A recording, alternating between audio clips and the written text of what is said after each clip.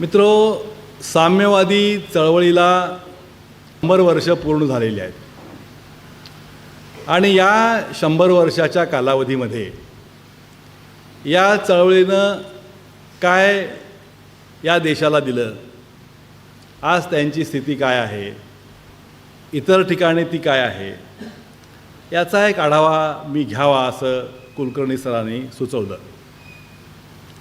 मित्रो, कोणतीही चळवळ ही अशी अचानकपणे सुरू होत नाही किंवा कोणताही एक राजकीय पक्ष 4 लोक जमले आणि पक्ष स्थापन करूया असं कधी होत नसतं.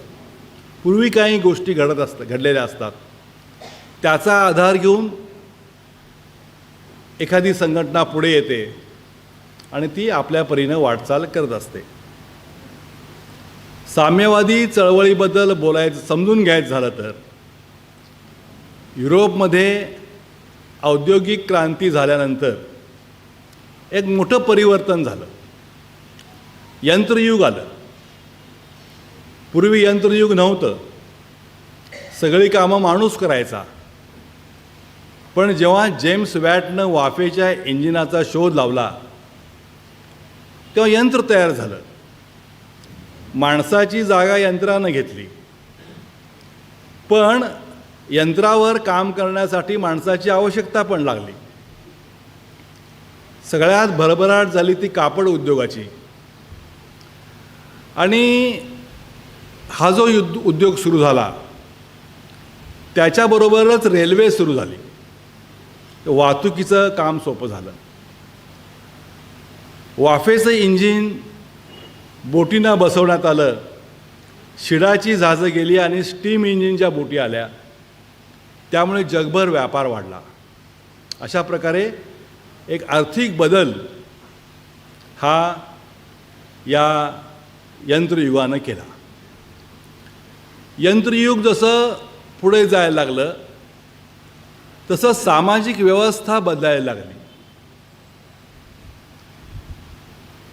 ज्या ठिकाणी एखादा कारखाना आहे, एखादा उद्योग आहे, कापड गिरणी आहे, ज्या ठिकाणी उत्पादन होतं असं आपण समजू, त्या ठिकाणी जे लोक काम करत होते त्यांची अवस्था मात्र काही बरी नव्हती.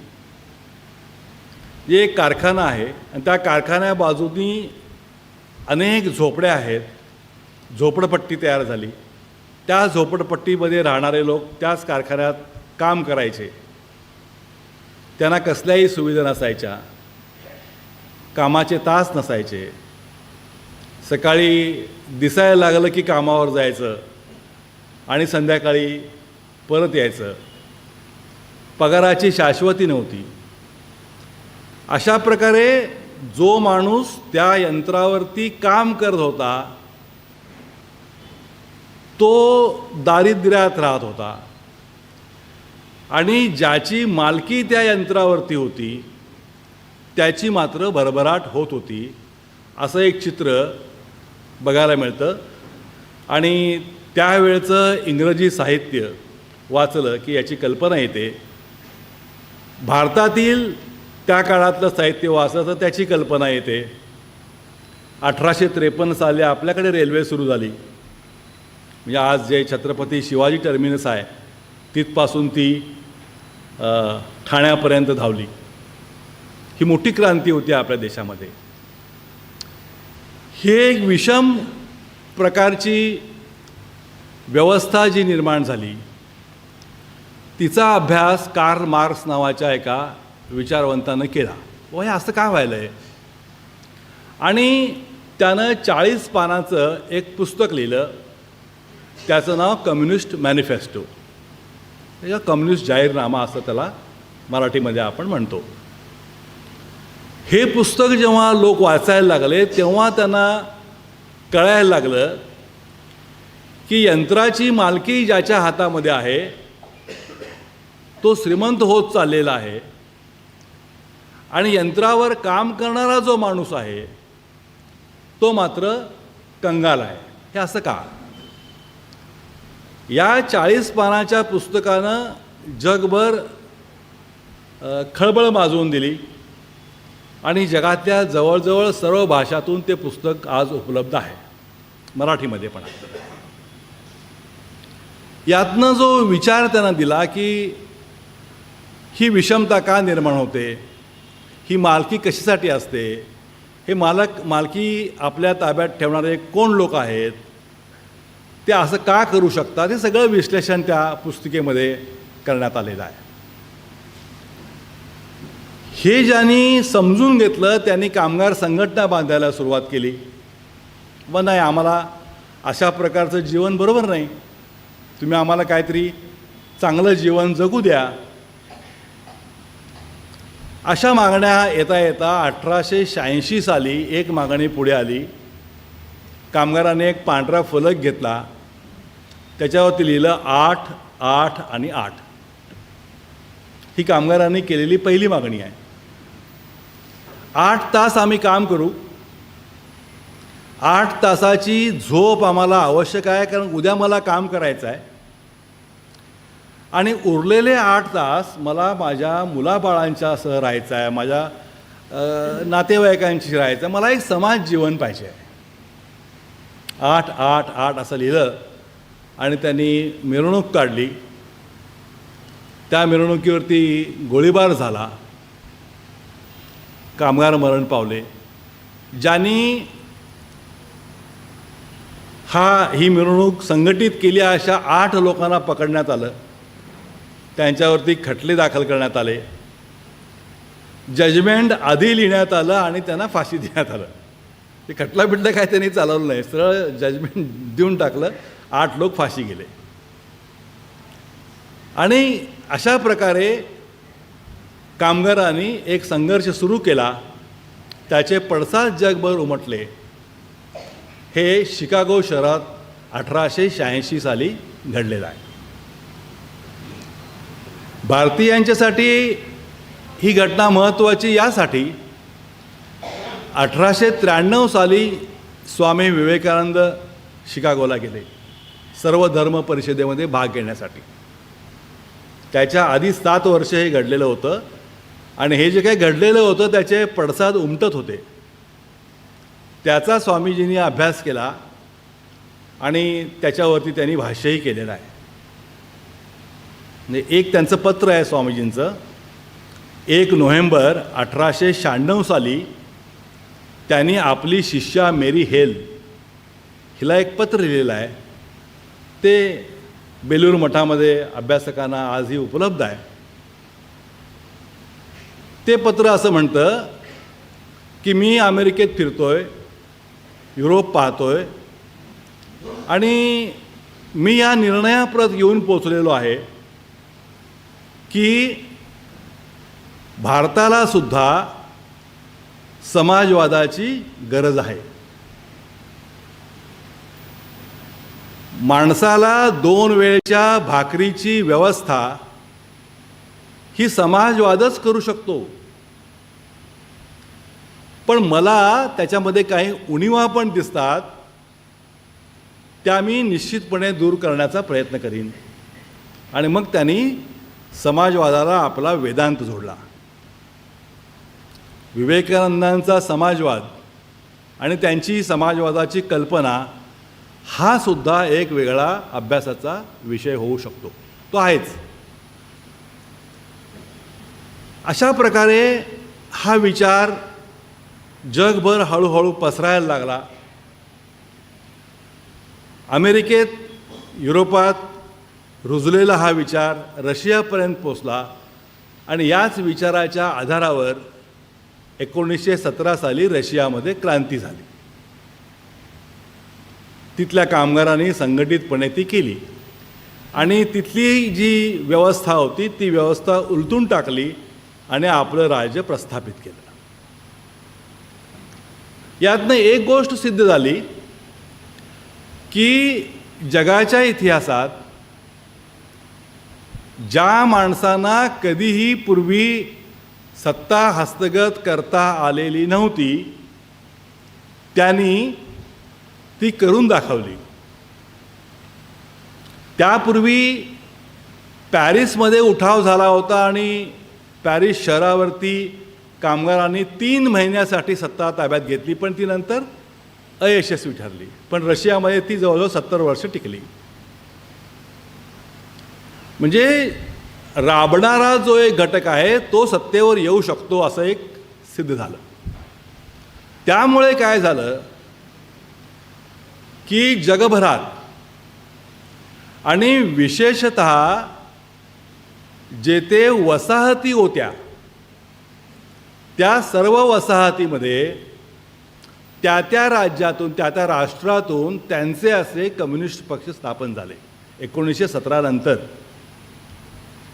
कम्युनिस्ट पार्टी ऑफ फ्रान्स स्थापन झाली, कम्युनिस्ट पार्टी ऑफ पोर्तुगाल स्थापन झाली.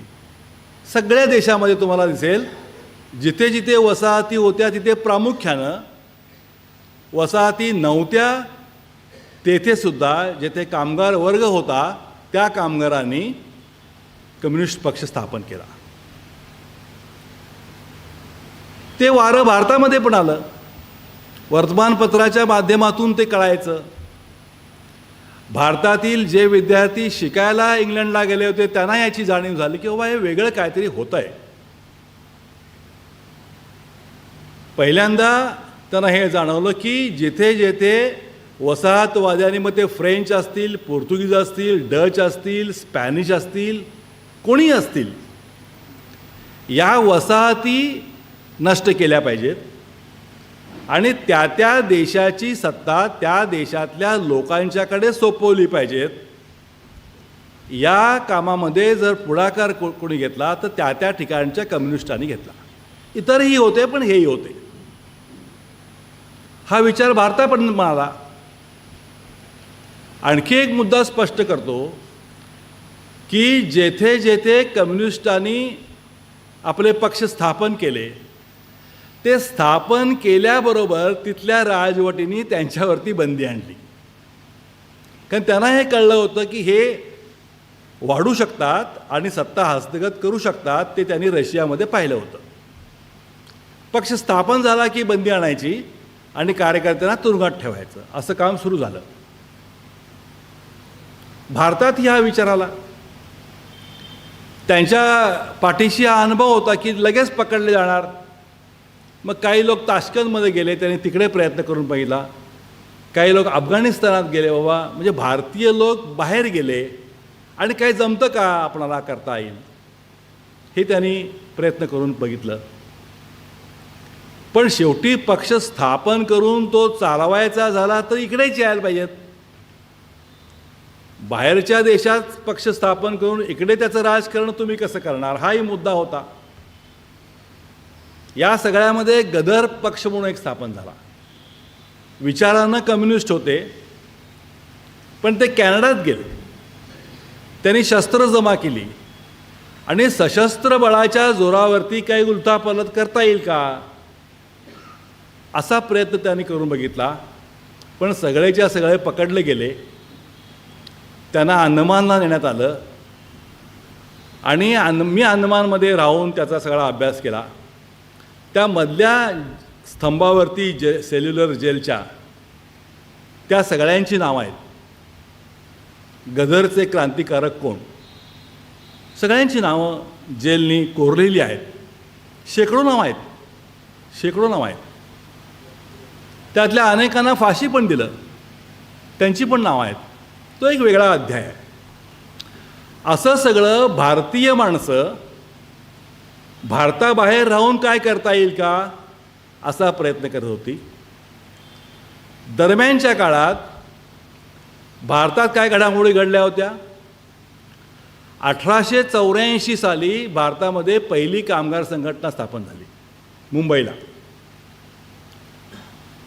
महात्मा फुल्यांच्या प्रेरणेनं. महात्मा फुल्यांचे अनुयायी होते नारायण मेघाजी लोखंडे म्हणून. त्यांनी पुढाकार घेतला आणि एक फार मोठे इतिहास तज्ज्ञ होऊन गेले कृष्णराव अर्जुन केळुस्कर या नावचे.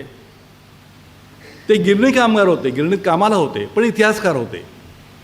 त्यांनी पुढाकार घेतला आणि 1884 साली त्यांनी गिरणी कामगारांची बॉम्बे मिल हँड्स असोसिएशन नावाची संघटना स्थापन केली.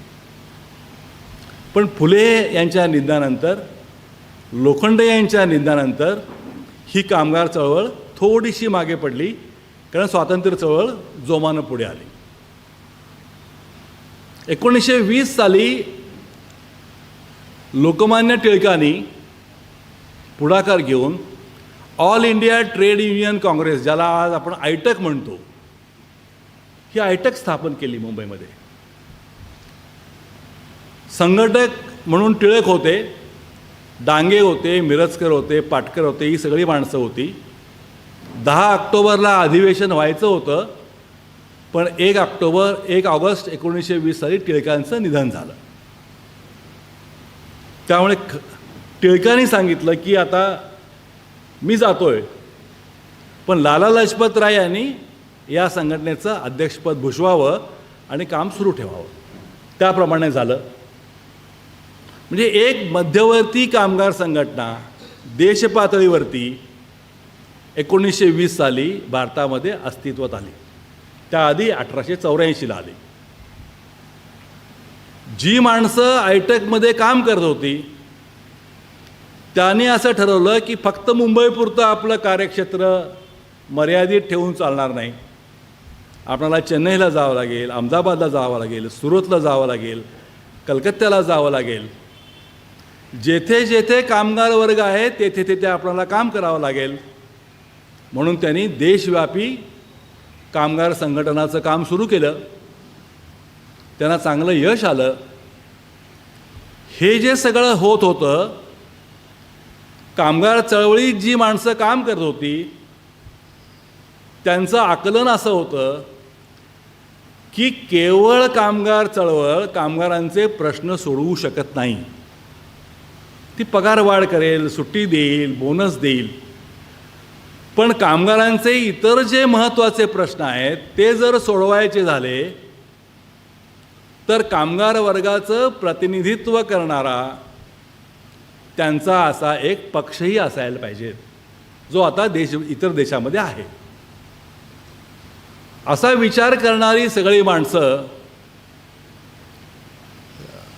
डिसेंबर 1925 साली 26 डिसेंबर 1925 साली कानपूरला जमली. त्यावेळची पत्र लिहायचं, तू ये असं जेवढं जमेल तेवढं. सत्यभक्त नावाचा एक कॉम्रेड होता, त्यानं याचं संयोजन केलं. त्याआधी काही काळ कामगार पुढाऱ्यांना संघटना बांधून राणी सरकारच्या विरोधात कट केला असा आरोप ठेवून तुरुंगात ठेवण्यात आलं 1924च्या आसपास. त्यामध्ये डांगे होते. त्यामुळे 1925 साली जेव्हा पक्षाचं पहिलं अधिवेशन झालं, स्थापना अधिवेशन झालं, त्या अधिवेशनात ते नाहीत. पण मराठी माणसं होती, सच्चिदानंद घाटे होते, पाटकर होते, मिरजकर होते, जोगळेकर नावाचे ग्रस होते, अशी माणसं होती. काही तामिळ होती, काही पंजाबी होती. आणि यांनी रीतसर भारतीय कम्युनिस्ट पक्ष या नावानं पक्ष स्थापन केला. ते साल 1925. काही अभ्यासकांनी इतरही गोष्टी मांडल्या की असं नाही, मग तो ताश्कंदमध्ये स्थापन झाला काय, तो अफगाणिस्तानमध्ये स्थापन झाला काय, वगैरे वगैरे. यासाठी भारतीय कम्युनिस्ट पक्षानं एक संशोधन समिती नेमली आणि त्या समितीनं सांगितलं की आता हे सगळे वाद बाजूला ठेवूया आणि आपली स्थापना तारीख जी आहे ती 26 डिसेंबर 1925 ही पक्की करूया. आणि त्याप्रमाणे कारभार सुरू झाला. आता एखादा पक्ष स्थापन झाल्यानंतर त्याचं ध्येय काय, कशाकरता आपण पक्ष स्थापन करतो हे उद्दिष्ट सांगावं लागतं. यांनी सांगितलं या देशातून ब्रिटिश निघून गेले पाहिजेत, इथल्या लोकांच्या हाती सत्ता आली पाहिजेत. सत्ता आल्यानंतर ती सत्ता या देशातल्या श्रमजीवी वर्गाचं कल्याण करणारी असायला पाहिजेत.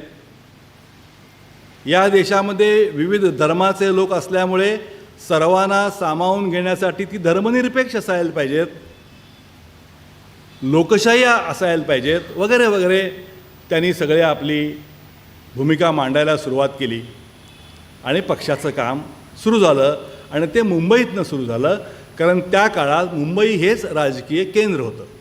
सेंटर्स होती, कलकत्ता होतं, चेन्नई होतं, सुरत होतं, पण पक्षाचं हेडक्वार्टर ज्याला म्हणतो ते मुंबई होतं. आजही ते ऑफिस, राजभवन नावाचं ऑफिस गिरगावात आहे.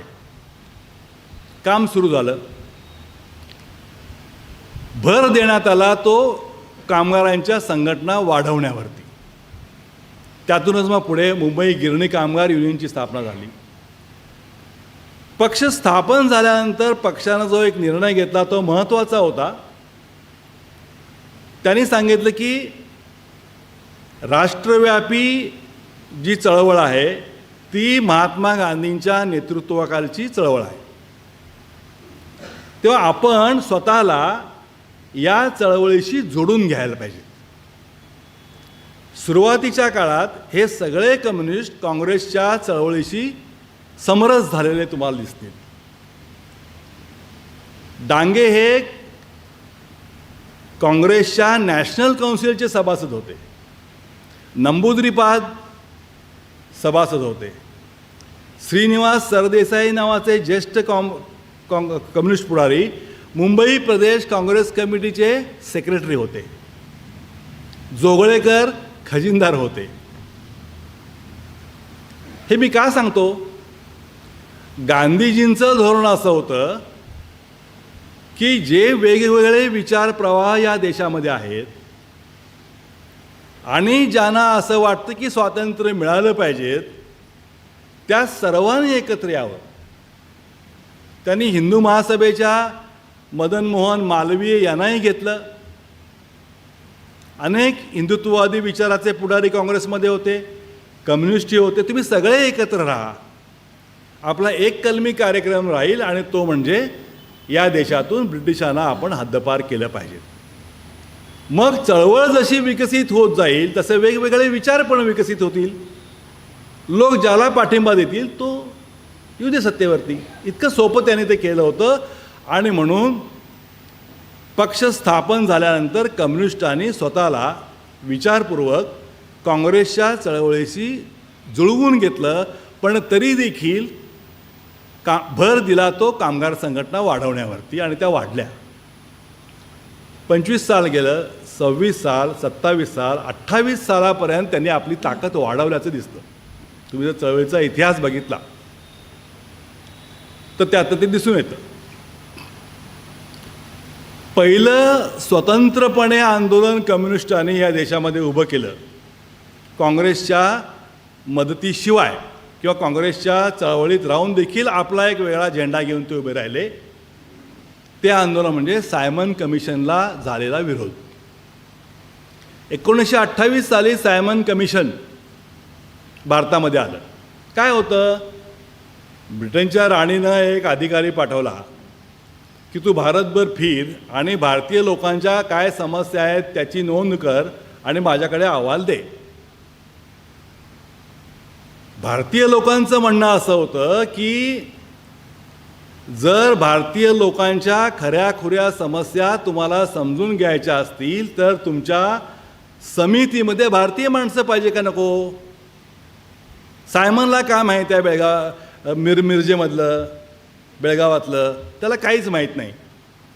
तेव्हा तुम्ही त्याला कमिटी करताना तुम्ही त्याला चेअरमन करा, पण कमिटीमध्ये भारतीय माणसं पाहिजेत, म्हणजे त्याला आम्ही या देशाचे प्रश्न सांगू शकतो. ब्रिटिशांनी ऐकलं नाही. मग सायमन कमिशन जेव्हा आलं भारतामध्ये तेव्हा त्याला काळे झेंडे दाखवायचे आणि सायमन गो बॅक अशी एक चळवळ उभी करायची. असा स्वतंत्रपणे प्रयत्न पहिल्यांदा कम्युनिस्टांनी केला आणि देशभर त्यांनी आपली ताकद दाखवून दिली. ती एक लक्षणीय ताकद त्याने मिळवलेली होती. मुंबईमध्ये तर प्रचंड दंगा झाला. लाहोरमध्ये जेव्हा दंगा झाला त्याच दंग्यामध्ये लाला लजपत राय यांच्यावरती लाठी हल्ला झाला आणि ते हुतात्मा झाले. त्यांच्या हौतात्म्यातून पुढे भगतसिंग तयार झाला. भगतसिंगानं थेट कम्युनिस्ट पक्षाचं सभासदत्व घेतलेलं नाही, पण विचार तोच आहे. त्यानं आपल्या पक्षाचं नाव ठेवलं हिंदुस्तान सोशलिस्ट रिपब्लिकन आर्मी. त्याला सशस्त्र क्रांती करायची होती. म्हणून त्यानं मार्क्सवादाचा लेनिनवादाचा सखोल अभ्यास केला आणि त्यानं सशस्त्र क्रांतीचा मार्ग निवडला. पण श्रद्धा ही मार्क्स आणि लेनिन या दोघांच्यावरती होती, हे पण आपण ध्यानात घेतलं पाहिजे. या भगतसिंग हा या देशातल्या डाव्या चळवळीचं अपत्य आहे एवढं आपण मान्य करूया.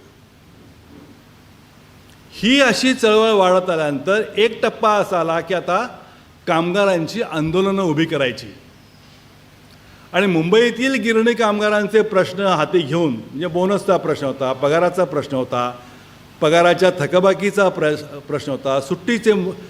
तिथे मुंबईतलं हवामान, गिरण्यामध्ये कसलीही सोय नसायची. महिला कामगार असायच्या, बाल कामगार असायचे, किमान सुविधा तरी द्या असा मुद्दा होता, तोही मालकवर्ग द्यायला तयार नाही. तेव्हा 28 साली कम्युनिस्टांच्या कामगार संघटनांनी मुंबईतल्या ज्या 78 गिरण्या होत्या त्याच्यामध्ये संप पुकारला आणि तो पहिला देश, म्हणजे तेवढा मोठा संप. 2.5 लाखावर कामगार संपावरती गेले. संप यशस्वी झाला. आता यांची ताकद वाढते असं जाणवल्यानंतर ब्रिटिशांनी या सर्व गिरणी कामगार पुढाऱ्यांच्यावर राजद्रोहाचा खटला भरला. त्यांनी अशी मांडणी केली की ब्रिटिशांच्या मालकीच्या आणि इतर खाजगी मालकीच्या गिरण्यांच्यामध्ये तुम्ही संप करता, उत्पादन घटवता, हा राजद्रोह आहे. राणीचं सरकार खिळखिळं करण्याचा हा एक प्रयत्न आहे आणि म्हणून राजद्रोहाच्या गुन्ह्याखाली आम्ही तुम्हाला अटक करत आहोत. त्याच्यामध्ये डांगे, मिरजकर, पाटकर, निमकर, जोगळेकर, डॉक्टर अधिकारी अशी एक फळी जी कम्युनिस्टांची पहिली फळी होती, ही सगळी फळी त्यांनी अटक केली. एक मजेदार किस्सा सांगतो, म्हणजे मजेदार म्हणूया नको, महत्त्वाचा. डॉक्टर अधिकारी नावाचे एक कामगार पुढारी होते. ते कुठेही त्यांचं नाव हल्ली घेत नाहीत. ते जर्मनीत PhD करत होते. त्यावेळी आईन्स्टाईनची त्यांची मैत्री झाली आणि जेव्हा गंगाधर अधिकारींना राजद्रोहाच्या खटल्याखाली अटक करण्यात आलं तेव्हा आईन्स्टाईननी पत्रक काढलं. ते पत्रकही अजून उपलब्ध आहे फाईलला. त्यांनी सांगितलं की हा फार मोठा जागतिक कीर्तीचा शास्त्रज्ञ आहे, त्याच्यावर तुम्ही राजद्रोहाचा खटला भरता, हे मला मान्य नाही. तो खटला राणीनं काढून घ्यावा असं मी आवाहन करतो. पण कुणी ऐकलं नाही. गंगाधर अधिकारींना अटक झाली. तो खटला मिरजला चालला. तर मुंबईत जर खटला चालवला तर कामगार न्यायालयावरती हल्ला करतील अशी भीती वाटली आणि मिरजच्या त्या खटल्यामध्ये 4 वर्षापासून 22 वर्षापर्यंतच्या शिक्षा ठोठावण्यात आल्या. हा एक फार मोठा अध्याय आहे. भारतीय स्वातंत्र्य चळवळीमधला हा अध्याय आहे. मिरज कॉन्स्पिरसी केस असं त्याला म्हणतात. जेव्हा या सगळ्यांना अटक झाली आणि मुंबईहून मिरजला नेण्यात आलं, तातडीनं महात्मा गांधी मिरजला गेले. तातडीनं गेले. त्यांनी बंदिवानांची भेट घेतली,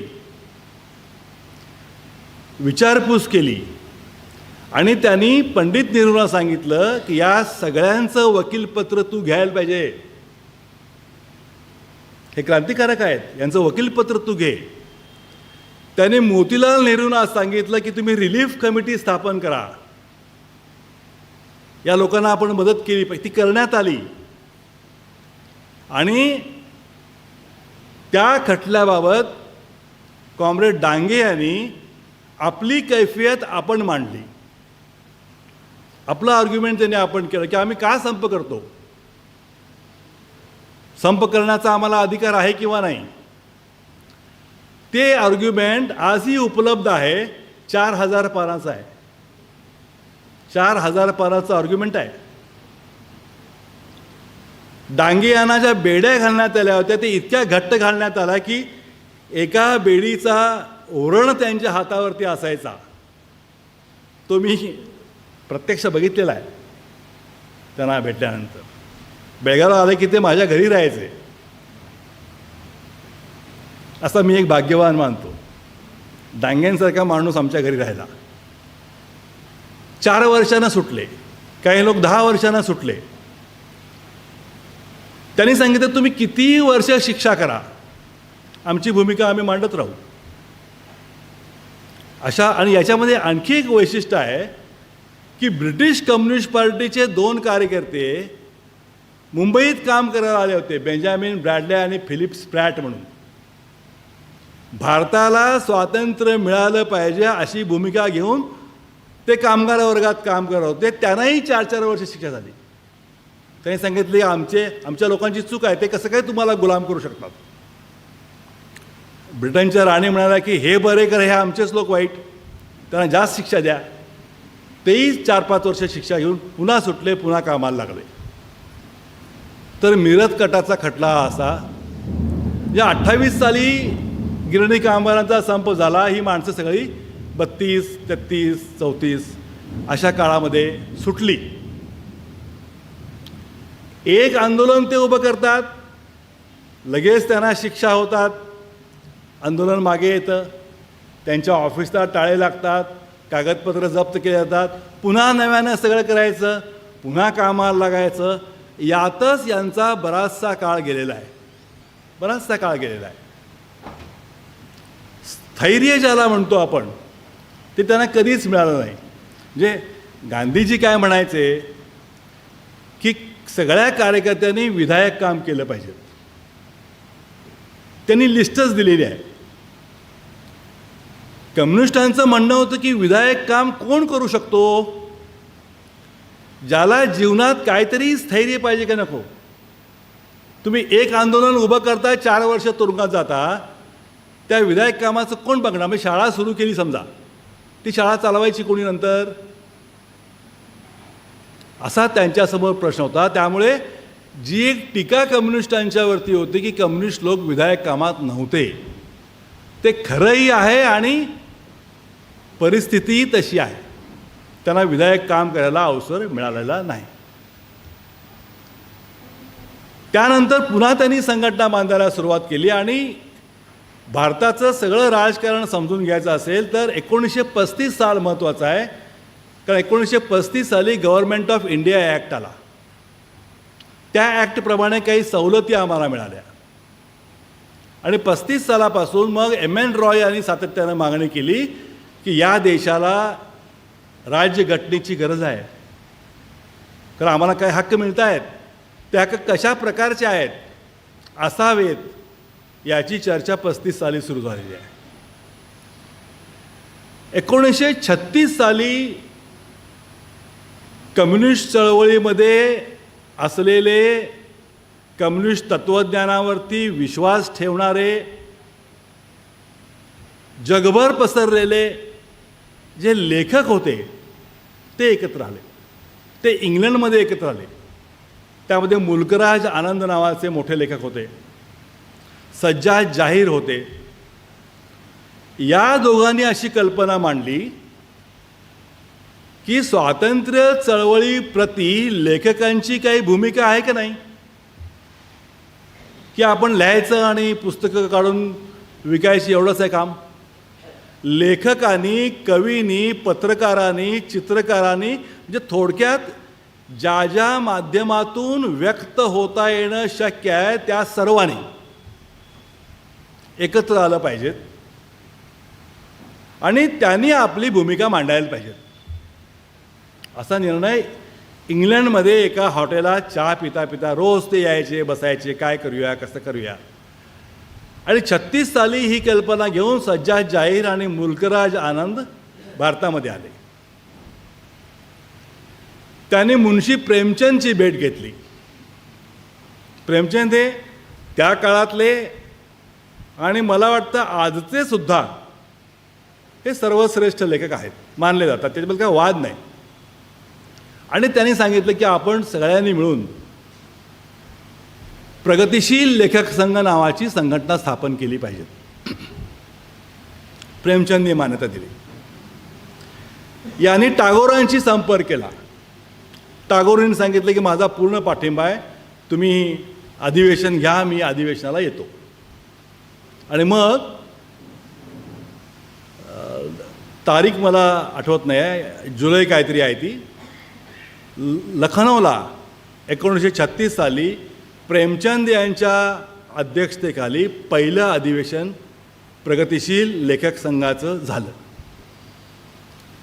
आणि अध्यक्षपदावरून प्रेमचंद यांनी जे भाषण केलेलं आहे ते आजही महत्त्वाचं आहे. मी का लिहितो, माझी लेखनाची प्रेरणा काय, या देशाचा इतिहास काय, या देशाची संस्कृती काय, आज या देशाची परिस्थिती काय, आणि ही परिस्थिती बदलण्यासाठी लेखक म्हणून माझं काम काय, असे अनेक मुद्दे प्रेमचंद आपल्या भाषणामध्ये मांडतात. आणि तेव्हापासून या देशामध्ये लेखकांची अशी पहिली वहिली संघटना स्थापन झाली. याच्यामध्ये पुढे सज्जाद जाहीर तर होतेच, कृष्णचंद्र आले, इस्मत चुगताई आल्या, साहिर लुधियानवी आले, कैफी आझमी आले, आणि महाराष्ट्रातले पुढे सगळे अण्णाभाऊ साठे, अमर शेख, बाबूराव बागुल, अशी एक मोठी फळी या कम्युनिस्ट चळवळीत उतरली. आणि मग त्याबरोबर स्वातंत्र्य चळवळीतही उतरली. या सगळ्या लोकांना शिक्षा झाल्या, त्या त्यांनी भोगल्या. एक मात्र दुःखाचं झालं ते असं की त्याच वर्षी शेवटी प्रेमचंद यांचं निधन झालं. त्यामुळे त्यांना प्रगतिशील लेखक संघाचं काम फार काळ करता आलं नाही. पण अशा प्रकारे कम्युनिस्ट चळवळीनं काय दिलं या देशाला, तर लिहिणारे जे लोक होते त्या सर्वांना एक मार्ग दाखवला की तुम्ही का लिहिता. आणि देश पारतंत्र्यामध्ये असताना तुम्ही काय प्रेम कविता लिहिता, काय विनोद लिहिता, काय गोडगोड लिहिता. कामगार उपाशी आहे, शेतकरी उपाशी आहे, कुणाच्या बाजूनं तुम्ही आहात, तुमची लेखणी कोणाच्या बाजूनं असणार, असा प्रश्न जेव्हा मग त्यातनं शिरवाडकरांची गर्जा जय जयकार आली. का त्यांना ती लिहावीशी वाटली. डमडमच्या तुरुंगामध्ये स्वातंत्र्य सैनिक उपोषण करतायत आणि इकडे त्यांना पाठिंबा देण्यासाठी गर्जा जय जयकार, क्रांतीचा गर्जा जय जयकार हे कुसुमाग्रजांना लिहावं लागतं. असं एक परिवर्तन लेखन करणाऱ्यामध्ये, वाचन करणाऱ्यामध्ये निर्माण झालं. आणि हे कम्युनिस्टांनी या देशाला दिलं, इतर कोणी दिलेलं नाही. 1936 सालीच काँग्रेसनं असा निर्णय घेतला की आपलं जे दरवर्षी अधिवेशन होतं ते ग्रामीण भागात घ्यायचं. आणि म्हणून फैजपूरला ते झालं. महाराष्ट्रातल्या फैजपूरला शेतकऱ्यांचं अधिवेशन म्हणजे काँग्रेसचं अधिवेशन झालं, ज्याच्यामध्ये शेतकऱ्यांनी भाग घेतला. आणि त्या अधिवेशनापासून पुढे शेतकऱ्यांचे प्रश्न चर्चेला यायला लागले. त्या अधिवेशनावरती कम्युनिस्टांनी 10,000 शेतकऱ्यांचा पायी मोर्चा नेला आणि काँग्रेसच्या नेत्यांना सांगितलं की तुम्ही आता शेतकऱ्यांचे प्रश्न विषयपत्रिकेवरती घ्या. नोंद घेण्यासारखी गोष्ट अशी आहे की या सगळ्याचं संघटन साने गुरुजींनी केलं होतं. फैजपूरच्या काँग्रेसवरती शेतकऱ्यांचा मोर्चा नेणं हे जे काम होतं हे कम्युनिस्टांच्या खांद्याला खांदा लावून साने गुरुजींनी केलं. आपण साने गुरुजींची प्रतिमा अशी काय तयार केलेली आहे की ती श्यामच्या आईची चौकट फोडून पुढे जाईना. खरं तर साने गुरुजी एक क्रांतिकारक माणूस आहे. ते कामगार पुढारी आहेत, ते शेतकरी पुढारी आहेत. म्हणूनच ते आता उठवू सारे रान हे पण लिहितात ना. पण समीक्षक आमचे इतके चलाख आहेत, त्यांनी साने गुरुजींना ते हळवे भाऊक असे श्याम आणि तो त्याचं जे काय आहे तेवढ्या पुरतंच मर्यादित राहून त्याचीच चर्चा करत राहिले. ते अगदी डाव्यांच्या जवळचे होते. कामगार पुढारी होते. अंमळनेरला त्यांनी कामगारांचा संप पण केलेला होता. म्हणजे एका फोटोमध्ये साने गुरुजी हातामध्ये लाल बावटा घेऊन उभे असलेला फोटो आहे. इतके ते जवळ आलेले आपण पाहतो. तर हे सगळं वातावरण झालं. आता शेतकऱ्यांचेही प्रश्न आले पुढे आणि मग स्वतंत्रपणे शेतकऱ्यांचे प्रश्न मांडण्यासाठी ऑल इंडिया किसान सभा स्थापन झाली.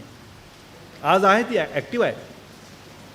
जे धरणे सत्याग्रह 700 दिवस झाला त्याच्यामध्ये ती होती. जे शेतकऱ्यांचे प्रश्न आता चर्चेला यायला लागले. पुढे 2 वर्षांनी कम्युनिस्टांनी एक जो प्रयोग केला की जो आजही महत्त्वाचा आहे. त्यांनी सांगितलं आम्ही प्रगतिशील लेखक संघ स्थापन केला आणि चालना दिलेली आहे. आता आपलं काम असं आहे की आपले कवी, आपले लेखक, समीक्षक, नाटककार जे लिहितात ते छापलं पाहिजे ना. लिहिणाऱ्याचं छापणारा जर कोणी असेल तर त्याचा काहीतरी उपयोग होईल. लिहिणाऱ्याला जर प्रकाशकच भेटला नाही तर त्या लिखाणाचं करायचं काय. आणि कोणताही कवी किंवा लेखक आपली साहित्यकृती छापून ती विकू शकेल अशी काही परिस्थिती त्या काळातही नाही आणि आजही नाही. तेव्हा कम्युनिस्टांनी असा विचार केला की आपलं पब्लिशिंग हाऊस पाहिजे. प्रगतिशील लेखक संघाचे कवी, लेखक जे लिहितात ते आपण छापलं पाहिजेत. त्यासाठी 1938 साली पीपल्स पब्लिशिंग हाऊस नावाची संस्था त्यांनी स्थापन केली. आणि त्या संस्थेमार्फत हिंदी आणि इंग्लिश या 2 भाषेतील पुस्तकं त्यांनी छापायला सुरुवात केली. शरद पवार साहेब जे आहेत त्यांची मुलाखत मी ऐकली. निखिल वागळेनं घेतली होती मुलाखत. त्या मुलाखतीमध्ये त्याने असं म्हटलेलं आहे की ते जेव्हा पुण्यामध्ये शिकायला होते कॉलेजला तेव्हा सदाशिव पेठेमध्ये जे पीपल्स पब्लिशिंग हाऊसचं पुस्तकाचं दुकान आज पण ते आहे. मी नियमितपणे तिथे जाऊन पुस्तक वाचत बसत असे.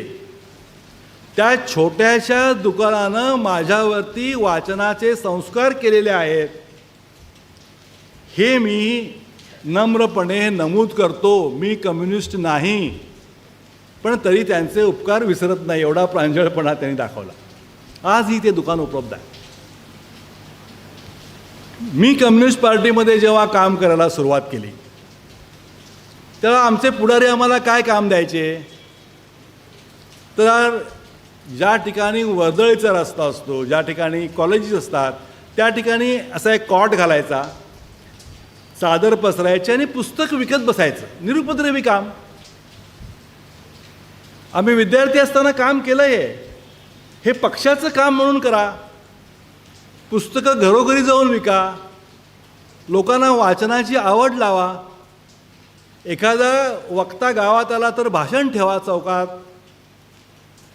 म्हणजे कम्युनिस्ट पक्षानं केवळ कामगार चळवळ किंवा केवळ सत्तेचं राजकारण केलं नाही तर या देशातल्या लोकांच्या वैचारिक भूक जी आहे ती भागवण्याचं काम केलं. तुम्ही वाचलं पाहिजेत. मी साने गुरुजींची पुस्तकं विकत बसलेला कार्यकर्ता आहे. भारतीय संस्कृती असेल, श्यामच्याई असेल, इतर पुस्तकं असतील. पुस्तक लोकांच्यापर्यंत पोचवणं ही चळवळ या देशामध्ये कम्युनिस्टांनी सुरू केली. याच्याबद्दल दुमत असण्याचं काय कारण नाही. हे काम चाललं ते आजही आहे. मग पुढे असं केलं त्यांनी की हिंदी इंग्लिश वाचणारेच लोक या देशामध्ये नाहीत. कर्नाटक आहे तिकडे नवकर्नाटक पब्लिकेशन काढलं. इथे मुंबईमध्ये लोकवाङ्मय काढलं, तामिळ भाषेत काढलं, मल्याळीमध्ये काढलं, आंध्रमध्ये काढलं. आणि अशा प्रकारे लोकांची वैचारिक भूक भागवण्याचं काम या लोकांनी केलं. हा चळवळीचा भाग आहे असं त्यांनी मानलं. आता ते पुढच्या टप्प्यावरती आले.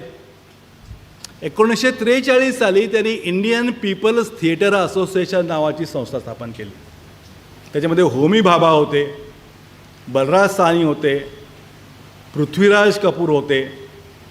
जे या देशातले जे कलाकार आहेत, या कलाकारांनी एकत्र यायला पाहिजेत आणि कलेच्या माध्यमातून, मग तो मुशायरा असेल, कवी संमेलन असेल, नाटक असेल, सिनेमा असेल, या माध्यमातून देखील तुम्ही तुमच्या तत्त्वज्ञानाची ओळख लोकांना करून देऊ शकता, असा तो विचार होता. आणि इप्टा नावानं ती संघटना ओळखली जाते, ती आजही आहे. याच्यामध्ये बलराज साहनी होते, राज कपूर होते, के अब्बास होते, के हंगल होते, अशी अनेक माणसं मी सांगू शकेन की जी कलेच्या माध्यमातून कम्युनिस्ट पक्षाचंच काम करत होती. जे प्यासा म्हणून जो सिनेमा खूप गाजतोय, आजही समीक्षा त्याच्यावरती होते, त्याचा नटाचं नाव मी विसरलो, गुरुदत्त, ते पक्षाचं काम करायचे. 1946 साली बंगालमध्ये दुष्काळ पडला, तेव्हा भूका बंगाल नावाचं एक नाटक या लोकांनी बसवलं आणि देशभर त्याचे प्रयोग केले आणि पैसे गोळा करून त्या बंगालच्या दुष्काळाला असं कलाकारांची एक संघटना त्यांनी उभी केली. आता कम्युनिस्ट चळवळीचा विचार करताना एक फारच अवघड प्रश्न इतिहासामध्ये आहे, तो म्हणजे 1942चं आंदोलन जे सुरू झालं, त्या आंदोलनामध्ये सुरुवातीच्या काळात हे लोक होते, कम्युनिस्ट होते. पण जेव्हा हिटलरनं सोव्हिएत रशियावरती आक्रमण केलं आणि इटालीनं आणि इटलीचा हुकुमशाह मुसोलिनी आणि जर्मनीचा हुकुमशाह हिटलर आणि जपान या तिघांनी मिळून जेव्हा समाजवादच संपवण्याचा एक प्रयत्न केला, तेव्हा यांनी भूमिका बदलली आणि त्यांनी सांगितलं की पहिल्यांदा आपण फॅसिझमचा मुकाबला करूया, काही ब्रिटिशांच्यापेक्षा ते वाईट दिसत आहेत, म्हणून त्यांनी 2 वर्षासाठी त्या चळवळीतनं आपलं अंग काढून घेतलं. त्याच्यावरती बरीच टीका झाली, पक्षामध्ये बरंच चिंतन झालं. म्हणजे होचिमिननी जसं व्हिएतनाममध्ये केलं तसं आपणही करायला पाहिजे होतं. एका बाजूने आपण ब्रिटिशांच्या बाजूने विरुद्ध पण लढायचं आणि दुसऱ्या बाजूने फॅसिझम बरोबर पण 2 हात करायचे. असं केलं असतं तर बरं झालं असतं, असा तो एक वैचारिक संघर्ष त्या काळामध्ये निर्माण झाला. त्याबद्दल पक्षामध्ये खूप चर्चा झाली, पण याचा पक्षावरती थोडासा वाईट परिणाम झाला. आम्ही 42च्या चळवळीत नव्हतो म्हणून टीका आजही आमच्यावरती करणारे लोक आहेत. हे सगळं कम्युनिस्टांनी भरून केव्हा काढलं हा अध्याय आहे, पण याच्यावरती फारसं बोललं जात नाही. मुंबईमध्ये नाविकांनी बंड केलं 1946ला, 9 फेब्रुवारी 1946. नाविकांनी बोटी बंद केल्या. बोटीवरती 3 झेंडे लागले, एक तिरंगा झेंडा लागला, एक लाल बावटा लागला आणि त्यावेळच्या मुस्लिम लीगचा एक झेंडा लागला. आपली रॉयल इंडियन नेव्ही संपावर जाते, हे फार मोठं काम, हे फार मोठं शल्य ब्रिटिशाला लागलं. आणि तेव्हा त्यांच्या मुंबईमध्ये त्या काळात 2000 माणसं रस्त्यावरती मेलेली आहेत. नेव्हीमधल्या संपाला पाठिंबा देण्यासाठी गिरणी कामगार संपावर गेला. ब्रिटिशांचे पोलीस आणि गिरणी कामगार यांच्यामध्ये अक्षरशः मुंबईत लढाई झालेली आहे. पण नाविकांचं बंड हा इतिहास जेवढा व्यवस्थितपणे सांगितला जाणं आवश्यक आहे तेवढा तो सांगितला जात नाही. आणि त्यानंतर मग त्यांना विचार करावा लागला, आता आपली नेव्ही आज आपल्या विरोधात गेली, उद्या सैनिक पण जातील आणि स्वातंत्र्य देणं आता क्रमप्राप्त आहे असं ब्रिटिशांना वाटायला लागलं. दरम्यानच्या काळात एक अध्याय आपणाला विसरता येणार नाही, तो म्हणजे तुमच्या गावातला, मिरज सांगलीमधला. नाना पाटील यांच्या नेतृत्वाखाली 1942 साली प्रतिसरकार स्थापन झालं. प्रतिसरकार स्थापन झालं. हे प्रतिसरकार 42 सालापासून 47 सालापर्यंत चाललं. त्याच्यावरती मी 3 व्याख्यानं देईन. याच गावातल्या वसंतदादा पाटलांनी सांगलीच्या तुरुंगाच्या तटावरून कृष्णा नदीमध्ये उडी मारली आणि तटावरनं जे फायरिंग झालं ते एक गोळी त्यांच्या खांद्यातनं गेली. ते दाखवायचे आम्हाला, या खांद्यातनं गोळी गेले बाबा म्हणून सांगायचे. क्रांतिकारकांचा पहिला नियम असा असतो की वाटेल ते करा, तुरुंगात खितपत पडायचं नाही. तुरुंग फोडायचा, पळून जायचं, पळून गेल्यानंतर गप्प बसायचं नाही, पुन्हा संघटना स्थापन करायची. हे त्यांचं आहे. नाना पाटील 42 साली भूमिगत गेले, स्वातंत्र्य मिळाल्यानंतर उदयाला आले, प्रकट झाले. सांगलीमध्ये त्यांची भव्य मिरवणूक निघाली. अटक चुकवली त्यांनी. हातात बंदूक घेऊन ते लढले, नायकवडी लढले, जीडी लाड लढले. हा गौरवशाली सांगली मिरजचा इतिहास आहे. इतिहासामध्ये मित्रांनो नोंद कशी आहे? साताराचे प्रतिसरकार. कारण त्यावेळी सांगली जिल्हा नव्हता, उत्तर सातारा आणि दक्षिण सातारा असं होतं. त्यामुळे सांगली मिरजचा उल्लेख नाही, पण सगळं घडलं सांगलीत. गाव गाव लढलं.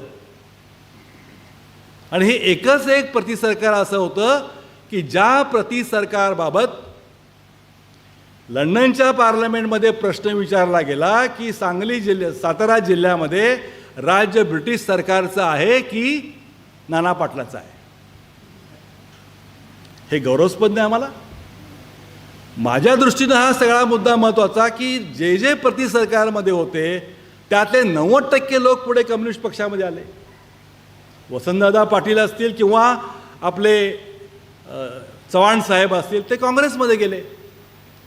पण बाकी सगळेच कसे कम्युनिस्ट पक्षात आले? त्यांना कोणती प्रेरणा मिळाली?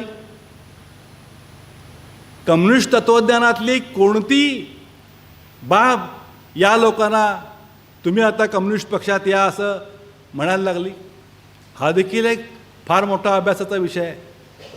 नाना पाटील कम्युनिस्ट पक्षाचे खासदार झाले. अखेरच्या श्वासापर्यंत कम्युनिस्ट पार्टीचं कार्ड आपल्या छातीजवळ घेऊन राहायचे.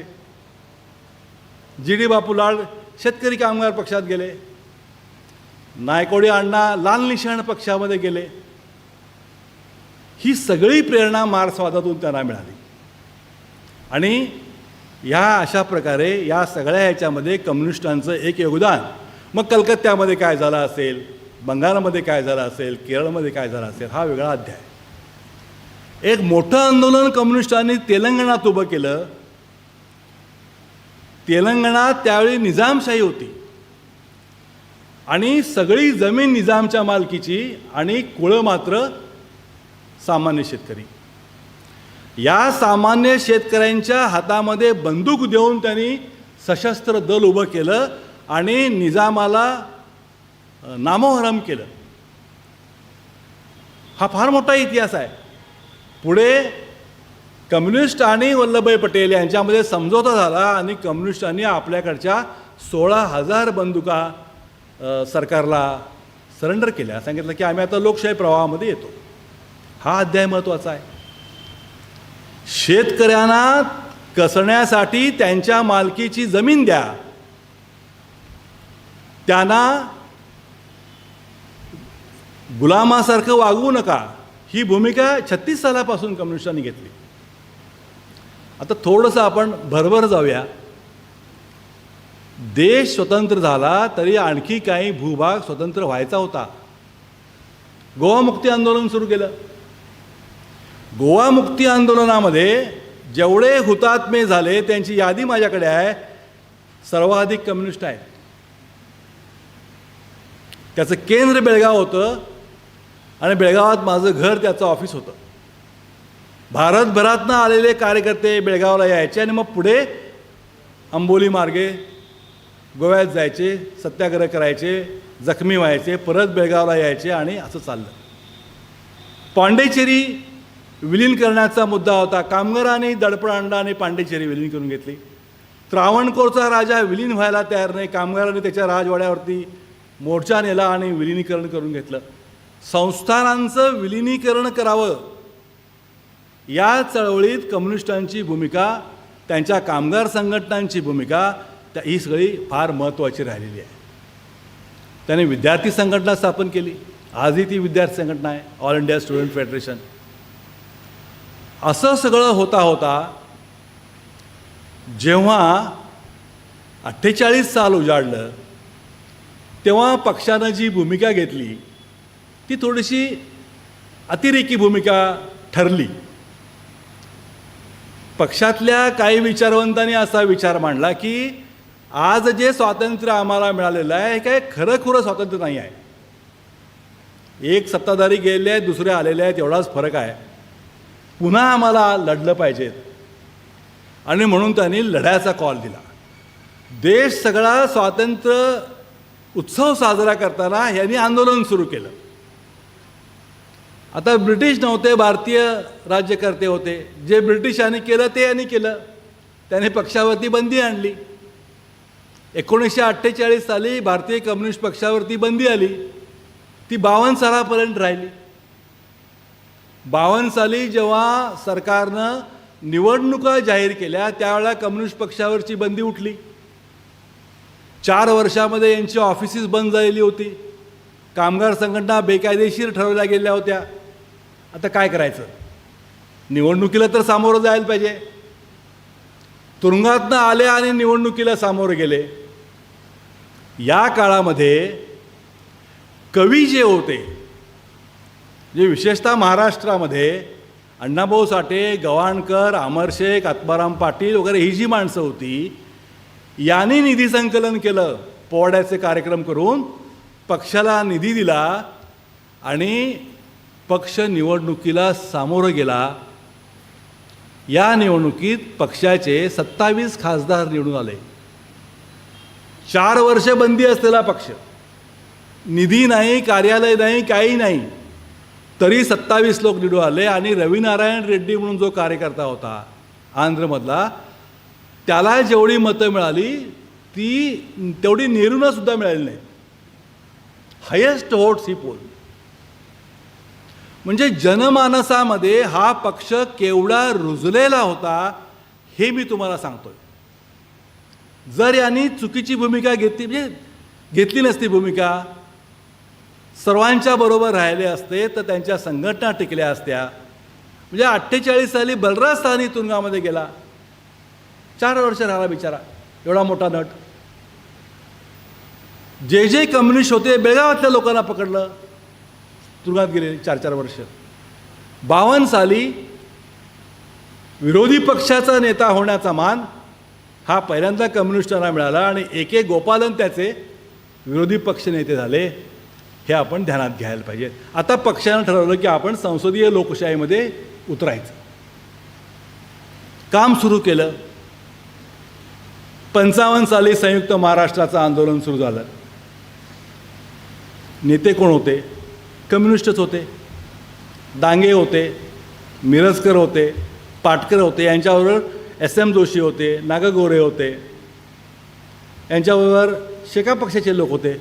पण ज्यांच्या मागे प्रचंड जनशक्ती होती त्या मुंबईमध्ये गिरणी कामगारांची मोठी शक्ती कम्युनिस्टांच्या बाजूने असल्यामुळे सगळे लढे मुंबईत झाले. 107 हुतात्मे जे झाले ते प्रामुख्याने गिरणी कामगार आहेत. त्यांच्या बलिदानातनं संयुक्त महाराष्ट्र निर्माण झाला. गोवा मुक्तीमध्ये कम्युनिस्टांनी प्रचंड काम केलं. त्याच्यावरती मी ग्रंथ पण लिहिलेला आहे. असं होता होता मित्रांनो 57 साल उजाडलं. एक इतिहास घडला. 57 साली पहिल्यांदा केरळमध्ये निवडणुकीच्या माध्यमातून कम्युनिस्टांचं सरकार स्थापन झालं. EMS नंबूद्रीपाद त्याचे मुख्यमंत्री झाले. खूप सांगता येण्यासारखं म्हणजे नंबूद्रीपाद हे ग्रस्त असे की ते आपल्या घरापासून त्यांच्या विधानसभेत सचिवालयातल्या कार्यालयापर्यंत सायकलनं जायचे. ते म्हटले मला कसली सिक्युरिटी, मला कोण मारणार, मारायचं तर मारा मला. ज्यावेळी ते राजकारणात आले, ते मोठे जमीनदार होते, श्रीमंत होते, त्यांनी आपल्या मालकीची सगळी जमीन शेतकऱ्यांना वाटली आणि पक्षाच्या कार्यालयामध्ये राहायला आले. असा हा मोठा माणूस सायकलने गेला. पहिला कायदा केरळनं पास केला. इथे कोणी शिक्षक असतील तर ध्यानात घ्या. त्यांनी सांगितलं या देशातल्या शिक्षकांचे पगार हे थ्रू बँक व्हायला पाहिजेत. संस्था चालक 500 रुपये देतात आणि 1000 रुपयावर सही घेतात. हे केरळमध्ये चालणार नाही. म्हणून त्यांनी चेक पेमेंट सुरू केलं आणि त्याबरोबर तिथल्या खाजगी शिक्षण संस्था चालकांनी हिंसाचार सुरू केला आणि सांगितलं की हे आमच्या धर्मामध्ये हस्तक्षेप करतायत, हे देव न मानणारे लोक आहेत. अरे देव न मानणं किंवा मानणं आणि शिक्षकाचा पगार चेकने देणं याच्यामध्ये काय काय संबंध आहे? पण आमच्या देशामध्ये एक अशी प्रथा पडली की एखाद्याला टार्गेट करायचं झालं तर सांगायचं की हा देव न मानणारा आहे, म्हणजे विषय संपला. त्याला मग पहिल्यांदा टार्गेट करतात आणि नंतर गोळी घालतात. 2.5 वर्षानंतर नंबूद्रीपाद यांचं सरकार पाडण्यात आलं, बरखास्त करण्यात आलं, दंगे घडवून. दरम्यानच्या काळात नंबूद्रीपाद यांनी आपल्या राज्यामध्ये संपूर्ण जमिनीचं फेरवाटप केलं, कुळ कायदा लागू केला, कसेल त्याची जमीन हा मुद्दा त्यांनी अंमलात आणला. त्यामुळे आज केरळमध्ये जी सुबत्ता आहे ती सुबत्ता या कारणासाठी आहे की तिथल्या शिक्षकांची परिस्थिती बरी आहे, भूमिहीन शेतकऱ्यांना जमिनी मिळालेल्या आहेत आणि म्हणून तिथे शिक्षणाचं प्रमाण जास्त आहे. तिथे नेहमी सुरुवातीपासून एकदा ते असंच सरकार येत गेलेली आहेत. यंदा त्यांचा पराभव झालेला आहे. पराभव का झाला त्याचं परीक्षण ते करतील. पुढे बंगालमध्ये तसंच झालं. 33 वर्ष कम्युनिस्टांची राजवट आली. त्यांनी भूमीचं फेरवाटप केलं. ज्योती बसू, त्यानंतर बुद्धदेव भट्टाचार्य हे सगळे लोक सत्तेवरती आले. त्रिपुरामध्ये आलं नृपेन चक्रवर्ती, त्याच्यानंतर बाकीचे लोक. या सगळ्या राजवटीबाबत, त्यांच्या कार्यपद्धतीबाबत मतभेद व्यक्त करता येतो, पण त्यांचा एकही आमदार किंवा त्यांचा एकही मंत्री त्यावेळीही आणि आत्ताही भ्रष्टाचारात सापडला नाही. त्यांना आपल्याकडे वॉशिंग मशीन घ्यावी लागली नाही. ज्योती बसू जेव्हा 23 वर्ष मुख्यमंत्री राहून पायउतार झाले तेव्हा त्यांच्या खात्यावरती 1.5 लाख रुपये होते. माझ्या वडिलांचे मित्र होते इंद्रजित गुप्ता म्हणून, ते 10 वेळा खासदार झाले, एकदा गृहमंत्री झाले. गृहमंत्री असताना देखील ते 1 रूम किचनमध्येच राहिले. लोकांनी त्यांना विचारलं की दुसऱ्या देशाचा गृहमंत्री जर भेटायला आला तर काय करणार? बसेल म्हटलं इथे माझ्यासमोर, काय चर्चा करायची करू दे माझ्याबरोबर, जास्त झालं तर ऑफिसमध्ये बसतो. आपल्या घरापासून तिथपर्यंत चालत जायची. कार शेवटपर्यंत नव्हती. शेवटपर्यंत इंद्रजित गुप्ताकडे कार नव्हती. चालत 10 वर्ष खासदार होते. 5 वर्ष ग्रामपंचायतचा सभासद झालेला माणूस आज किती पैसे गोळा करतो? काय काय व्हायलंय महाराष्ट्रात? कम्युनिस्टांच्या चुकाबद्दल बोलता येईल, पण कम्युनिस्टांची जमेची बाजू ही की ते जनतेत राहिले, भ्रष्टाचारापासून मुक्त. आता एखादा अपवाद घडतो, पण त्यांच्या मुख्यधारेतील जे नेते होते त्यांच्याविषयी कोणीही टीका करू शकत नाही. आणि दुसरं म्हणजे संसदीय राजकारणाला शिस्त लावण्याचं काम कम्युनिस्टांनी केलं. त्यांनी कधीही अपशब्द वापरलेले नाहीत. काढून दाखवा आम्हाला रेकॉर्ड. बेस्ट पार्लमेंटरियन अवॉर्ड जास्तीत जास्त कम्युनिस्टांना मिळालेला आहे. इंद्रजित गुप्तांना मिळालं, हिरेन मुखर्जींना मिळालं, गीता मुखर्जीला मिळालं, रेणू चक्रवर्तीला मिळालं. आज ज्या महिला विधेयकाची चर्चा सुरू आहे ते महिला विधेयक 1960 साली रेणू चक्रवर्तीनं मांडलेलं होतं आणि सगळ्यांनी मान्य केलेलं होतं. 23 साली ते मंजूर पण झालेलं होतं. त्या वादात मी जात नाही. पण जेव्हा जेव्हा सत्ता हातामध्ये येते तेव्हा तेव्हा ती लोकांसाठी राबवली पाहिजेत. आणि दुसरं सांगतो, बंगाल असेल, त्रिपुरा असेल किंवा केरळ असेल, जेव्हा जेव्हा कम्युनिस्टांच्या राजवटी होत्या तेव्हा तेव्हा त्या राजवटी जातीय दंगलीपासून मुक्त होत्या. ज्योती बसूंच्या काळात एकही दंगल झाली नाही. त्या काळातच बाबरी मशीद पाडण्यात आली. खूप लोक स्वप्न बघत होते की याचा परिणाम कलकत्त्यावरती होईल आणि कलकत्तामध्ये दंगल होईल. झाली नाही. झाली नाही. का झाली नाही? हा त्या राजवटीचा एक गुण असतो. कोणत्या राजवटीखाली दंगली होतात आणि कोणत्या राजवटीखाली त्या होत नाहीत, असं जेव्हा बघतो आपण तेव्हा असं दिसतं की कम्युनिस्टांच्या राजवटी जोपर्यंत होत्या त्या राजवटीमध्ये जातीय दंगली झालेल्या नाहीत. केरळ हे पहिलं कम्युनिस्टांचं राज्य असं की त्यानं जाहीर केलं की पहिली बालवाडीपासून ते MA MSc MCom पर्यंत सर्व शिक्षण आम्ही फुकट देऊ. कसला काय बाकीचं काय तू शिक, काय करायचं तुला आम्ही शिकवतो. ते ही जी भूमिका आहे ही कम्युनिस्टांनी व्यवस्थितपणे पार पाडलेली आहे. त्यांना केंद्रातील सत्ता हस्तगत करण्यामध्ये अपयश आलं, हे मान्य आहे. त्यांचं अपयश आहे. एवढा मोठा पक्ष सत्तेवरती यायला पाहिजे होता, त्याचं कारण त्यांच्यामध्ये फूट पडली. ती फूट वाढत गेली. एका कम्युनिस्ट पक्षाचे 9 कम्युनिस्ट पक्ष झाले, त्याच्यामध्ये जहाल झाले, सशस्त्र क्रांतीवरती विश्वास ठेवणारे नक्षलवादी झाले. त्यात त्यांची शक्ती बरीचशी वाया गेलेली आहे. कम्युनिस्टांनी या देशातल्या कामगार वर्गासाठी काय केलं हा खरा प्रश्न आहे. आज या देशामध्ये जो मध्यम वर्ग आहे, बँकेतले कर्मचारी, रेल्वेतले कर्मचारी, LIC, कोऑपरेटिव्ह सेक्टर, शिक्षक, प्राध्यापक, हे हा जो 10% वर्ग आहे, त्यांची संख्या 10% आहे, ज्याला आपण मध्यम वर्ग म्हणतो. या सगळ्यांना आज जे एक चांगलं जीवन जगता येतं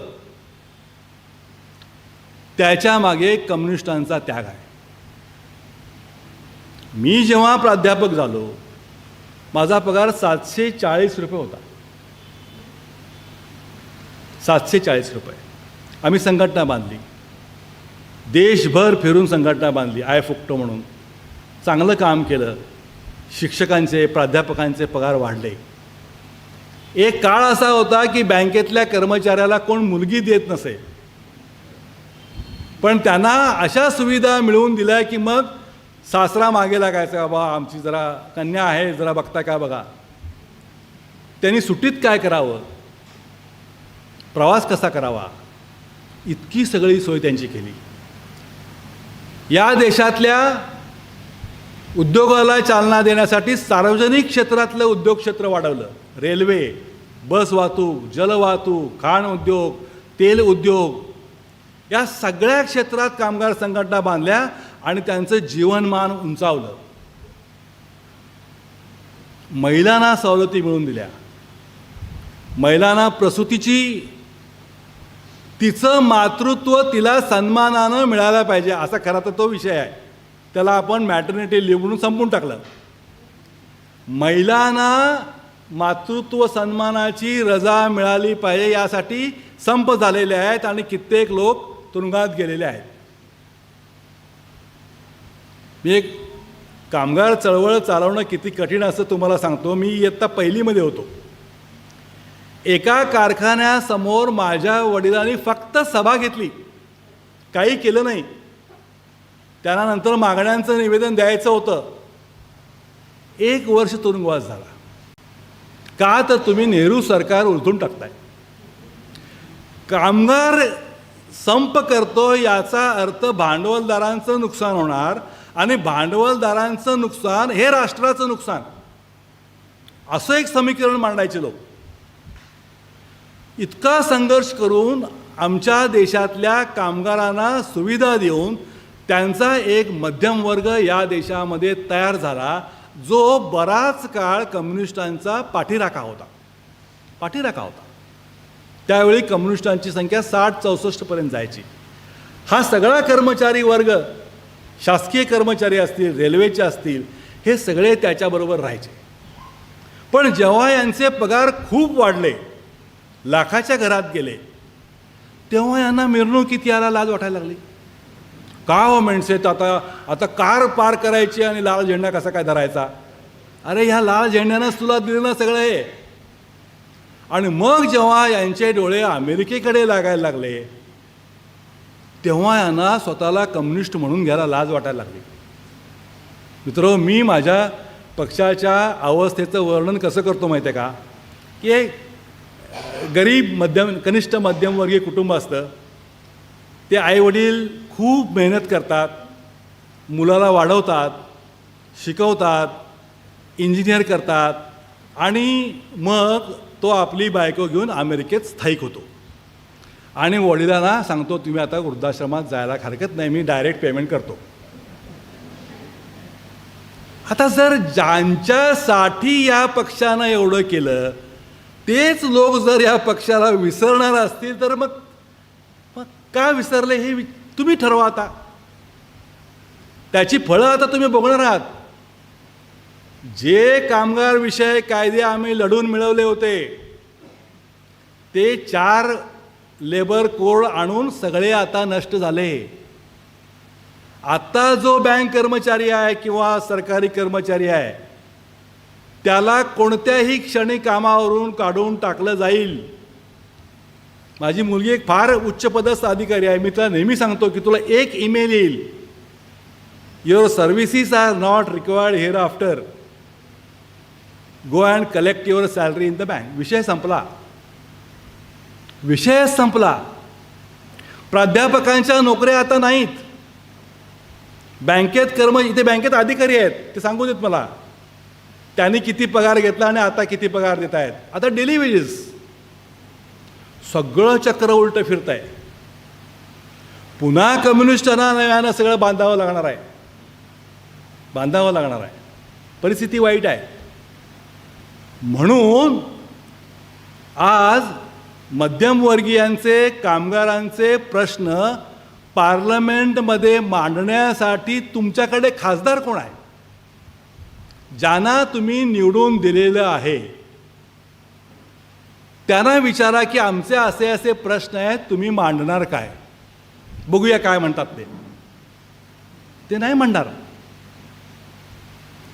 त्यांनी साधा अगदी इतकं बालिशपणाचं राजकारण सुरू आहे की तुम्हाला कोणत्या तरी एका जातीची फार भीती आहे. ती जात 47 साली संख्येनं फार मोठी वाढणार आहे. त्यांची संख्या 200 कोटी होणार आहे. तुम्ही 100 कोटीचेच राहणार आहात. मग तुम्ही 4 पोरं जन्माला घाला, 10 पोरं जन्माला घाला. हा जो प्रकार मध्यम वर्ग स्वीकारत आहे, मध्यम वर्ग कोणत्याही देशातला, हा त्या देशाच्या राजकारणाला, त्या देशाच्या संस्कृतीकरणाला, अर्थकारणाला चालना देणारा, दिशा देणारा वर्ग असतो. तोच वर्ग जर असं करणार असेल तर मग काय उरणार काय? हे आत्मटीका माझ्यावरती आहे. आता या वर्गात राजकारण कसं करायचं? 80 कोटी लोक भुकेलेले आहेत म्हणून त्यांना आम्ही फुकट 20 किलो तांदूळ देतो आणि गप्पा बसा म्हणतो. म्हणजे आजचा देश कसा आहे? 80 कोटी लोकांना 40 किलो आपण तांदूळ देतो, 20 किलो तांदूळ ते विकतात आणि तेल, तिखट, मीठ, मिरची आणतात, डाळ भात करून जेवतात. हा आपला देश आहे. ह्युमन डेव्हलपमेंट इंडेक्स जो आहे, या इंडेक्समध्ये 180 देशामध्ये आम्ही 137 आहोत. पण मारा असा तुमच्यावरती होतोय की तुम्ही जगातली मोठी ताकद आहात. मग जगातली मोठी ताकद तुम्ही असाल तर या देशातल्या 80 कोटी लोकांना रोजगार का तुम्ही देऊ शकत नाही? प्रश्न आहे ना. हा प्रश्न विचारण्यासाठी जे कम्युनिस्टांचं संख्याबळ पार्लमेंटमध्ये असायला पाहिजे, विधानसभेमध्ये असायला पाहिजे, जिल्हा पंचायतीमध्ये असायला पाहिजे, ते घटलेलं आहे. याचा विचार आता लोकशाहीमध्ये शेवटी तुम्ही ज्यांना निवडून देणार ते तुमचं प्रतिनिधित्व करणार. प्रश्न असा आहे की ज्यांच्याकडे तुम्ही डोळे लावून बसलेले आहात त्यांच्या भूमिकाच काय माहीत नाहीत. आणि लोकशाहीचं अधपतन किती व्हावं. म्हणजे मी गल्ली पातळीवरती काम करणारा कार्यकर्ता आहे. मी निवडणुकीच्या प्रचारात गेलो, आमच्या पक्षाला मत द्या म्हणून. एका सधन मध्यमवर्गीय कुटुंबात मी गेलो. मी सांगितलं आमचा उमेदवार LLB झालेला आहे, तो तुमच्या सगळ्या प्रश्नांचा अभ्यासक आहे, तो तुमची भूमिका मांडेल, पाण्याचा दर कमी होईल, वीज रोज मिळेल, गटर स्वच्छ होईल वगैरे वगैरे सगळं सांगितलं. आणि तेवढ्यात घरातल्या मुख्य पुरुषाचा फोन आला म्हणून तो आत गेला आणि त्याच्या पत्नी पुढे आल्या, म्हणाल्या की दादा तुम्ही खूप चांगलं सांगता. मग ताई आम्हाला मत द्या. जरा थांबा म्हटल्या. संध्याकाळी जी तुम्ही पाकिटं देणार ती पुरुषांची पुरुषांना द्या, बायकांची बायकांना द्या. हे पुरुष लोक तुमची पाकिटं घेतात आणि आमच्याकडून मतदान करून घेतात, आम्हाला कुठे पाकिट मिळतंय. ही परिस्थिती आज. कम्युनिस्टांच्याकडे हे कल्चर नाही. मी सांगितलं तुमचं मत नको, आम्ही हरू ना. बघा गेल्या निवडणुकीत इलेक्टोरल बॉन्ड काढण्यात आले. मोठी रक्कम उद्योगपतींकडनं गोळा करण्यात आली. भाजपला 1200 कोटी मिळाले, काँग्रेसला मिळाले, तृणमूलला मिळाले, पवारसाहेबांच्या काँग्रेसला मिळाले. कम्युनिस्ट पार्टीनी सांगितलं आम्हाला इलेक्टोरल बॉन्डचे पैसे नको. जर आमचं काम, आमची भूमिका या देशातल्या लोकांना मान्य असेल देतील मत, नाही तर नाही देतील. पण या देशातल्या लोकांनी जर अशा प्रकारे पैसे स्वीकारण्याची सवय आपल्याला लावून घेतली तर कम्युनिस्टांना वाईट काळ येणार. वाईट काळ येणार म्हणजे काय होणार, त्यांचं प्रतिनिधित्व कमी होणार.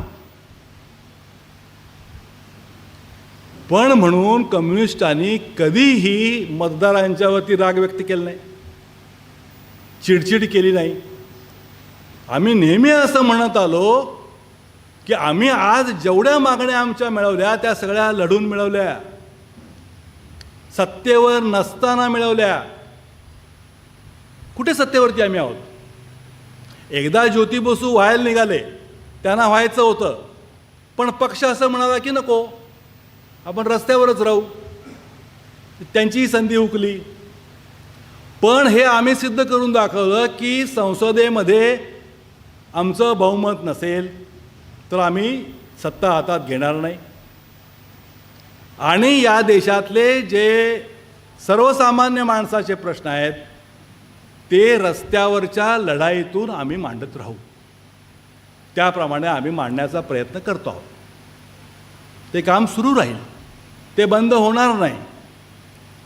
जनतेला आमची भूमिका समजून सांगणं, जनतेचं प्रबोधन करणं, लोकशाही जिवंत ठेवण्यासाठी मतं विकू नका हे सांगत राहणं, जे निवडून गेले त्यांच्याशी संवाद करा आणि त्यांना प्रश्न विचारा हे सांगणं, व्याख्यानाद्वारे अथवा ज्या माध्यमांचा उपयोग करून घेता येणं शक्य आहे त्या सर्व माध्यमातून तुम्ही काम करत राहा, एवढं आपल्या हातामध्ये आहे. मी 40 वर्षापूर्वी कम्युनिस्ट पार्टीमध्ये आलो. मला अगदी पक्कं माहिती आहे की मी आमदार होत नाही, होऊ शकत नाही. माझा जेवढा जनसंपर्क आहे तेवढा फार कमी लोकांचा असेल. गल्ली पातळीवरती लोक मला ओळखतात. पण निवडणूक प्रक्रिया ही जी या आर्थिक चक्रात अडकलेली आहे त्यातून ती बाहेर पडल्याखेरीज माझ्यासारखा कार्यकर्ता निवडून जाऊ शकत नाही. हे मला माहिती आहे. माहीत असून देखील मी काम करतोय. हे कम्युनिस्टांचं वैशिष्ट्य आहे. आम्ही निवडणूक लढवू, ज्यांना वाटेल ते मत देतील न देतील, पण लोकांच्या भूमिका रस्त्यावरती येऊन मांडणं. एक उदाहरण माझ्या बाबतीत देतो. माझा परिचय करून देताना कुलकर्णी सर म्हणाले की मी अंगणवाडी कामगारांची संघटना बांधली. ते बरोबर आहे. मी जेव्हा संघटना बांधली तेव्हा अंगणवाडीमध्ये काम करणाऱ्या बाईचा पगार 150 रुपये होता आणि तिच्या हाताखाली काम करणाऱ्या बाईचा पगार 75 रुपये होता.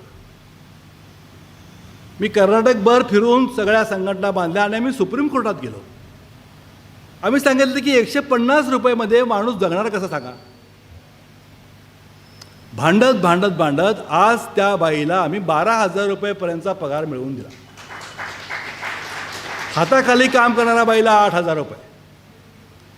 सरकारनं असं काही करून ठेवलं की त्या बाईला म्हणजे ICD integrated child development scheme असं ती स्कीम आहे. ते काम न लावता 42 प्रकारची वेगवेगळी कामं आता लावतात. गणती करायला लावतात, कुत्रे मोजायला लावतात, मांजरं मोजायला लावतात, क्षयाचे रोग, TBचे रोग, एड्स कोणाला झाला का. ती बाई फाईल घेऊन 42 फाईल काम करते. लहान मुलांच्याकडे लक्षच नाही.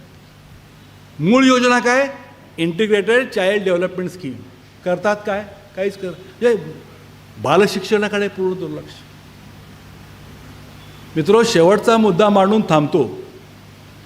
किती वाजले शरद? अरे बापरे, म्हणजे जरा लांबलं माझं. एक आव्हान या देशापुढे आज आहे. एक आव्हान आहे. ते तुमच्या घरापर्यंत येऊन पोचलेलं आहे. ते डॉक्टर साहेब होते, ते माझ्याशी बोलत होते. मी सांगतो ते असं, मी म्युन्सिपाल्टी शाळेमध्ये शिकलो. गल्लीतली मुलं जायला आली, त्यांच्याबरोबर मी पण गेलो. मला काय कोणी दाव दाखल करायला यावं लागलं नाही. ते गुरुजी एवढे चांगले होते, ते म्हटले एका चिठ्ठीवरती जन्मतारीख लिहून आण म्हणजे विषय संपला. एक पोतं छोटंसं, एक पाटी आणि घेऊन जायचं. अतिशय उत्तम शिकवलं, उत्तम. त्या गुरुजी जोपर्यंत ते हयात होते, मी प्राध्यापक झाल्यानंतर देखील जेव्हा जेव्हा ते मला भेटायचे, मी बाजारात वाकून नमस्कार त्या माणसाला करत आलो. बिचाराला 16 रुपये पगार होता. मला फी नव्हती. हायस्कूलला गेलो, मला फी नव्हती. कॉलेजला गेलो, मला फी नव्हती. कॉलेजमध्ये मी PUCला ज्या कॉलेजमध्ये गेलो त्या कॉलेजचा प्रिन्सिपल झालो. 46 वर्ष राहिलो एकाच छताखाली. माझ्या मॅनेजमेंटनं माझ्याकडनं एक नवा पैसा घेतला नाही. ते म्हटले चांगलं शिकव म्हणजे विषय संपला. सांगली जिल्ह्यात काय रेट आहे मला माहीत नाही. येत्या चौकशी केली तर 70 लाख म्हटले. प्राध्यापकासाठी 70 लाख. ते डॉक्टर साहेब म्हटले 4 लाख रुपये ॲडमिशनला बालवाडीला. या विद्यमान राज्यव्यवस्थेनं शिक्षण व्यवस्थेचं संपूर्ण खाजगीकरण करण्याचा निर्णय घेतलेला आहे. म्हणून तर यावर्षी 62,000 प्राथमिक शाळा बंद होत आहेत. सरकारचं म्हणणं असं आहे की या 62,000 शाळा जर आम्हाला सुरू ठेवायच्या असतील तर 2,000 कोटीचा खर्च आहे, आम्ही करणार नाही. पण विद्यमान सरकारचं असंही म्हणणं आहे की येणाऱ्या कुंभमेळ्यावरती आम्ही 35,000 कोटी खर्च करणार. या मुद्द्यावरती लढतंय कोण आज? आम्हीच लढतोय. कुंभमेळ्यासाठी जेव्हा 12,000 झाडं तोडायचा निर्णय झाला तेव्हा सत्याग्रह करणारे आम्हीच आहोत.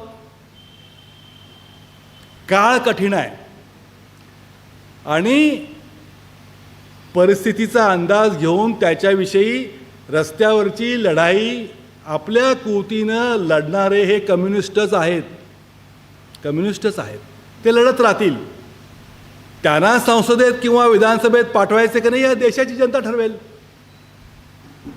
तुम्ही पाठवा अथवा न पाठवा, एकदा या चळवळीत आलेला माणूस मरेपर्यंत त्या चळवळीत राहतो. नंबूद्रीपादांच्या काळामध्ये आमचं बहुमत एका आमदारानं होतं. काँग्रेसपेक्षा आमचा आमदार एक जास्ती होता. सका पाटील म्हणून जे काँग्रेसचे पुढारी होते ते असं म्हणाले की मारा ना दोघांना. डांगे असं म्हणले तरी आम्ही एकानंच राहू. पक्षांतर करणारा एकही कम्युनिस्ट कार्यकर्ता नाही, फुटलेला आमदार एकही नाही, विकत गेलेला आमदार किंवा खासदार कम्युनिस्टांच्या परंपरेत नाही. आम्ही तुरुंगात जाऊ, मरू, काय वाटेल ते सत्यानाश आमचा होईल, पण कोणी पैसे दिले म्हणून आम्ही फुटतो असं होणार नाही.